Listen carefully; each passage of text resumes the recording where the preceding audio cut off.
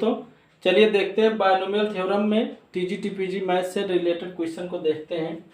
चलिए क्वेश्चन ये है, देखिए आप चैनल पे देख रहे हैं, ट्रिक ही देख रहे हैं, तो ट्रिक को पाने के लिए चैनल को सब्सक्राइब कर लीजिएगा। और चलिए देखते हैं, क्वेश्चन ये है कि find the number of integral term in the expansion of this, यानी इसको अगर एक्सपेंड किया जाए तो उसमें इंटीग्रल टर्म कितने होंगे ये बताना है। नंबर ऑफ इंटीग्रल टर्म ना, इंटीग्रल टर्म का मतलब उसमें इंटीजर कितने हो, फ्री ऑफ nth रूट जिसमें नहीं होंगे वो इंटीग्रल टर्म होगा, है ना। तो इंटीग्रल टर्म का मतलब इंटीजर से रख लीजिएगा तो आप जान जाएंगे। ऐसे find the number of irrational term, irrational इसके एक्सपेंशन में इरेशनल टर्म कितने होंगे, यानी जिसमें रूट लगा होगा, रूट का मतलब वो स्क्वायर रूट होगा, क्यूब रूट होगा, nth रूट कुछ भी हो सकता है। तो ऐसे कितने टर्म हैं जो इरेशनल हैं, और इसमें पूछ रहा है कितने इंटीग्रल। दोनों क्वेश्चन एक दूसरे से रिलेटेड है, कोई एग्जाम में कोई भी क्वेश्चन आ सकता है, तो इसको देखिए। पहले क्वेश्चन समझ लीजिए और आसानी से। जैसे मान लीजिए हम ये √2 प्लस कोई एग्जाम्पल ले रहे हैं, 3√3 दिया है, पावर क्यूब दिया है, या इसको ऐसे एग्जाम में पूछा 2 पावर 1/2 प्लस इसको हम 3 पावर 1/3 करेंगे और होल का क्यूब कर दें, तो अगर इसके एक्सपेंड में इंटीग्रल टर्म कितने होते हैं इसको फाइंड किया जाए तो इसके सीधे एक्सपेंड कर सकते हैं, क्योंकि पावर 3 है तो एक्सपेंड किया जा सकता है, ये plus b the whole cube, है ना।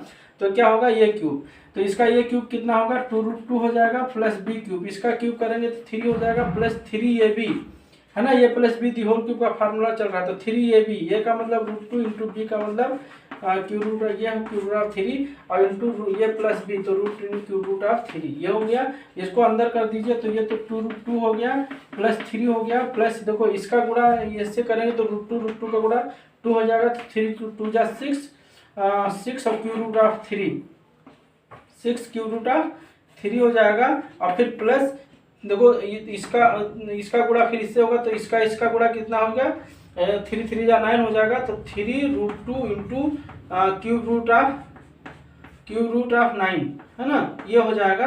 अब आप देखिए, इसमें देखिए इंटीग्रल टर्म कितने हैं। इंटीग्रल माने इंटीजर जिसमें रूट ना हो, वो रूट से फ्री हो, तो देखो रूट से केवल ये टर्म ऐसा है जो रूट से फ्री है, बाकी सब में रूट लगा हुआ है ना। तो इंटीग्रल टर्म कितने हैं इसमें, नंबर ऑफ इंटीग्रल टर्म 1 है, वो है क्या, 3 है ना। नंबर ऑफ इंटीग्रल टर्म कितने हैं, 1 है। यहीं पे अगर पूछ ले इरेशनल टर्म कितने हैं, तो इरेशनल टर्म आप देख सकते हैं 1 2 3, ये इरेशनल टर्म हो गया, है ना। तो 3 इरेशनल टर्म हो गया। क्वेश्चन आपको समझ में आ गया होगा कि क्या पूछना चाह रहा है ना। अब यहाँ पावर 3 था तो हम आसानी से फार्मूला दे करके जान गए, बट ये जैसे पावर यहाँ देखो 256 है, 256 है, यहाँ पावर 100 है, तो हम कैसे जानेंगे, ये तो बहुत लंबा हो जाएगा। तो देखिए ट्रिक को अपनाइए, क्वेश्चन आपको एग्जाम में ऐसे ही पूछा जाएगा या इस टाइप का पूछा जाएगा, ये आपको पावर 2 या 3 या 4 नहीं देगा, है ना। तो देखिए कैसे करते हैं इसको मिटाने के बाद। क्वेश्चन देखिए, पहला क्वेश्चन, पहले तरीका समझ लीजिए। तरीका ये समझ लीजिए, मान लीजिए कोई दो नंबर ये और बी कोई प्राइम नंबर है। क्वेश्चन समझिए पहले, क्योंकि क्वेश्चन जब पूछा जाएगा तो ऐसे रिलेटेड, मान लीजिए ये और बी दोनों प्राइम नंबर हैं और a power 1/p plus b का पावर 1/q लिखा हुआ है और होल पावर n है। इसके एक्सपेंशन में इंटीग्रल टर्म क्या होगा, ये ध्यान दीजिएगा। इंटीग्रल टर्म होगा नंबर ऑफ इंटीग्रल टर्म होगा कैसे, यहाँ देखो ये ग्रेटेस्ट इंटीजर फंक्शन है, यहाँ ध्यान दीजिएगा क्या है, ये ग्रेटेस्ट इंटीजर फंक्शन। इसका मतलब आप समझ रहे होंगे। देखिए क्वेश्चन बताने में समय लगेगा बट लगाने में समय नहीं लगेगा, पहले समझ जाइए, तो ये सेकंडों का काम है आपका, ठीक है। तो आप क्या करेंगे, n बटे, यहाँ देखिए ये ग्रेटेस्ट इंटीजर फंक्शन है। आप ग्रेटेस्ट इंटीजर फंक्शन का मतलब समझ रहे होंगे, नहीं जानते तो समझ लीजिए। ये ग्रेटेस्ट इंटीजर फंक्शन होता है कि हाँ अगर इसके अंदर इंटीजर देंगे, कोई भी इंटीजर, चाहे निगेटिव देंगे, अगर निगेटिव देंगे तो निगेटिव मिलेगा, पॉजिटिव देंगे तो पॉजिटिव मिलेगा, यानी जो देंगे इंटीजर वही इंटीजर दे देगा। बट इंटीजर से अगर फ्रैक्शनल पार्ट दे रहे हैं तो स्मॉलेस्ट जो है इंटीजर देगा। जैसे 1.5 है तो इसका क्या होगा, इससे बाहर निकलेगा तो 1 देगा। अगर -1.5 है तो भैया इससे छोटा इंटीजर क्या है, -2 है। आप देख सकते हैं नंबर लाइन पे है ना, ये -1 है तो ये -2 है, तो यहाँ -1.5 है, तो इससे छोटा इंटीजर क्या है, -2 है। तो आप समझ गए होंगे ग्रेटेस्ट इंटीजर फंक्शन का मतलब क्या होता है, उससे छोटे अगर फ्रैक्शनल पार्ट दे रहे हैं तो उससे छोटा वो इंटीजर देगा, है ना, और अगर इंटीजर दे रहे हैं तो सीधा इंटीजर दे देगा। ये आप जानते हैं, फंक्शन जो पढ़ाए हैं तो उसमें हमने बता दिया है, देख लीजिएगा।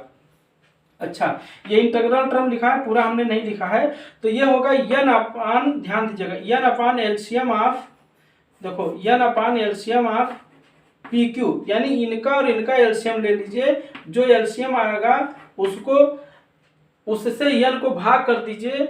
अच्छा, ये कब होगा, जब n इज नॉट, अगर +1 कर लीजिए, यहाँ देखिए +1 होगा if n is not, n is completely divisible, n is completely divisible by P R Q. ये ध्यान दीजिएगा, यानी पी या क्यू में से, पी या क्यू किसी से भी अगर n डिविजिबल हो जाएगा तो इसका integral number of integral term क्या होगा, n upon LCM of P Q. यानी इसके एलसीएम से n को जब भाग कर देंगे, और वो जो है, अगर n, पहले ये देखेंगे कि ये जो है इनमें से किसी से कट तो नहीं रहा है, अगर वो कट जाएगा, है ना, अगर वो कट जाएगा तो इतना अपान +1 होगा, और यदि जो है नहीं कटेगा तो यानी ये सीधे होगा n अपान एलसीएम ऑफ क्या, पी क्यू। ये आप तरीका समझिए, थोड़ा लंबा लग गया समय बताने में। एलसीएम ऑफ पी क्यू होगा, यानी +1 नहीं रहेगा इफ क्या, n is not completely divisible by P R Q, यानी पी या क्यू में से किसी से भी अगर डिविजिबल नहीं है तो सीधे n upon LCM of P Q होगा, ग्रेटेस्ट इंटीजर फंक्शन रहेगा, इसके बाहर जो निकलेगा वही नंबर ऑफ टर्म होगा, है ना।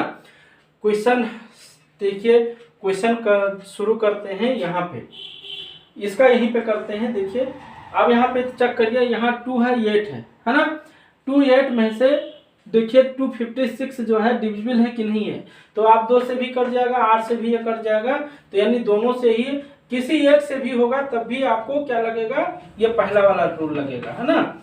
तो आपका कंडीशन क्या है, ये फर्स्ट वाला कंडीशन है, ध्यान, है ना, समझ में आ रहा होगा। ये फर्स्ट वाला, यानी +1 कब करेंगे, जब n इज डिविजिबल बाई होगा, इनमें से किसी से भी डिविजिबल हो जाएगा तो ये हो जाएगा, ये +1 करेंगे, अगर नहीं डिविजिबल होगा तो आपका यही हो जाएगा।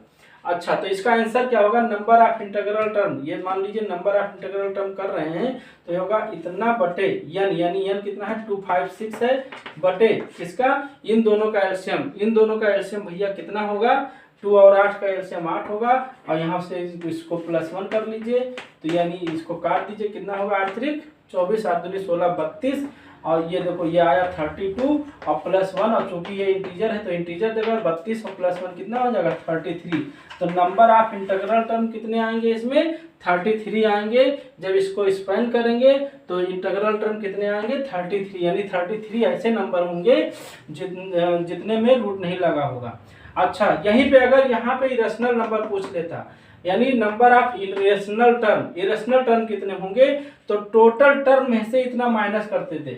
इसके एक्सपेंड में टोटल टर्म कितने होते, देखिए आप जानते हैं कि x प्लस ये पावर n में टोटल टर्म कितने होते हैं, n+1, ये तो आप पता है ना।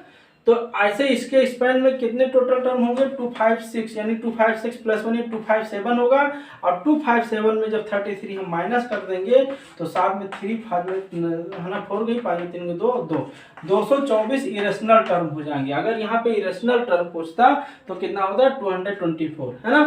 क्वेश्चन समझ में आ गया होगा। अब चलिए देखिए, समझ में आ गया, इसमें इंटीग्रल टर्म कितना होगा, 33 कैसे आया आप जान गए। चलिए दूसरे क्वेश्चन को देखते हैं। यहाँ देखिए, इसको हम क्या लिख सकते हैं, इसको आप जानते हैं 5 पावर कितना लिख सकते हैं, 1/8, और प्लस ये कितना लिखा सकता है, 2 पावर 1/6, 2 पावर 1/6, पावर कितना है 100, है ना। आप देख रहे हैं, हमने बताया ये और भी दोनों प्राइम होना चाहिए, इसके अंदर जो ये नंबर है ये प्राइम होना चाहिए, तो आप देख लो 5 और 2 प्राइम है, तो ऐसे ही क्वेश्चन पूछा ही जाएगा आप में। तो आप देख रहे हैं 100 से पहले ये चेक करिए क्या पी और क्यू से डिविजिबल है कि नहीं है। तो देखो 8 और 6 से 100 डिविजिबल नहीं है, तो डिविजिबल जब नहीं है तो नॉट वाला कंडीशन ये वाला लगेगा, है ना। अच्छा, जब नहीं है तो आप सीधे कंडीशन लगा दीजिए, यहाँ देखिए, तो इसका कितना, अब पहले आप उसमें इंटीग्रल टर्म निकालिए। इरेशनल तो पूछ रहा है, तो पहले क्या मिलेगा, इंटीग्रल टर्म मिलेगा। तो इंटीग्रल टर्म कितने होंगे भैया, इंटीग्रल टर्म होंगे इंटीग्रल टर्म होगा, क्योंकि आप देख रहे हैं 100 से ना 8 और 6 से किसी से भी 100 डिविजिबल नहीं है, तो आपका ये सेकंड वाला कंडीशन है। तो सेकंड वाला क्या होगा, ग्रेटेस्ट इंटीजर फंक्शन, और यन माने 100 बटे इन दोनों का एलसीएम 8 और 6 का एलसीएम कितना होगा, 24 होगा, है ना, 24 होगा। अब आप इसको डिवाइड करेंगे तो कितना आएगा, 24 चौका 96, यानी 4 पॉइंट कुछ आएगा, है ना। 24 चौका 96, 4 आया, 40 हो गया, 24 अक्कम 24, मान लीजिए 4.1 आया। अब ये जब बाहर निकलेगा तो 4.1 से छोटा इंटीजर क्या होगा, 4 होगा।